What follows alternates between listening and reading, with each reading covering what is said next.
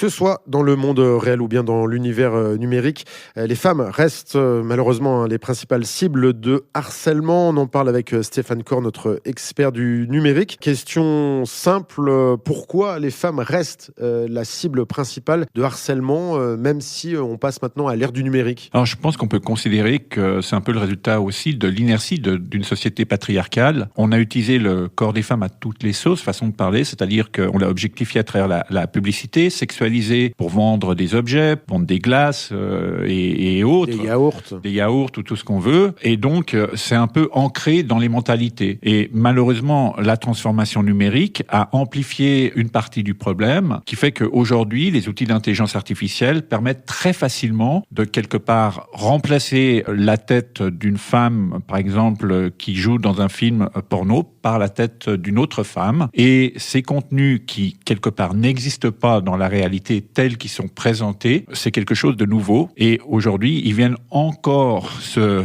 superposer aux actions qui étaient déjà faites auparavant, qu'on appelle le revenge porn, le fait de divulguer des contenus à caractère intime partagés dans la confiance d'une relation sans le consentement de la personne concernée, ce qui est aujourd'hui puni par la loi, le code pénal, dans la révision du code pénal. Heureusement que ce code pénal évolue, donc problème d'éducation et puis problème aussi que la plupart de ces victimes, ces femmes victimes de harcèlement, ont une certaine peur de communiquer sur le fait qu'elles soient comme ça harcelées. Oui, la honte doit changer de camp, comme on pourrait le dire. C'est-à-dire que la sexualité est enseignée à l'école, on considère que c'est tout à fait normal d'avoir une vie sexuelle ou de ne pas en avoir, c'est un choix personnel. Maintenant, il y a une charge qui est ressentie par les victimes dans cette honte par rapport au fait d'avoir des contenus à caractère intime qui sortent. Alors bien sûr que c'est quelque chose qui est très difficile à gérer, néanmoins il faut faire la part des choses entre la notion de honte, qui est un ressenti personnel par rapport à une chose qu'on a fait qu'on n'aurait pas dû faire, ce qui n'est pas le cas dans le domaine de la sexualité ou de la vie sexuelle, et l'humiliation, qui est quelque chose qu'on nous fait ressentir. Donc il est très important des fois d'encadrer ces victimes pour leur dire non, il n'y a pas de honte à avoir, par contre on a le droit de se sentir humilié par rapport à cette action qui est bien sûr très dure à gérer par rapport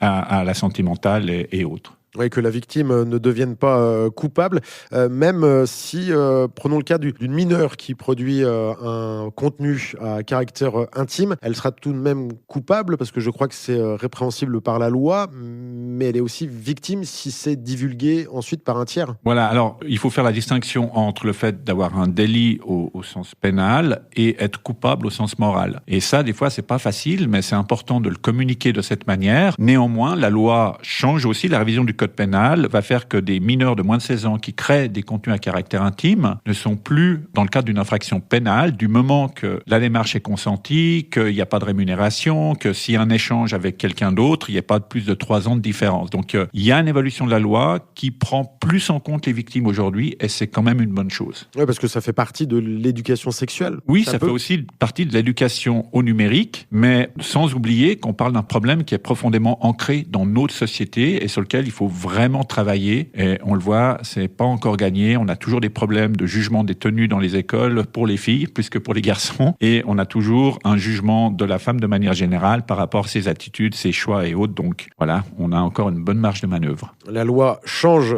heureusement, je le souligne à nouveau. Et puis, bien sûr, on rappelle qu'il y a des associations pour soutenir ces victimes de harcèlement. Merci Stéphane. Merci.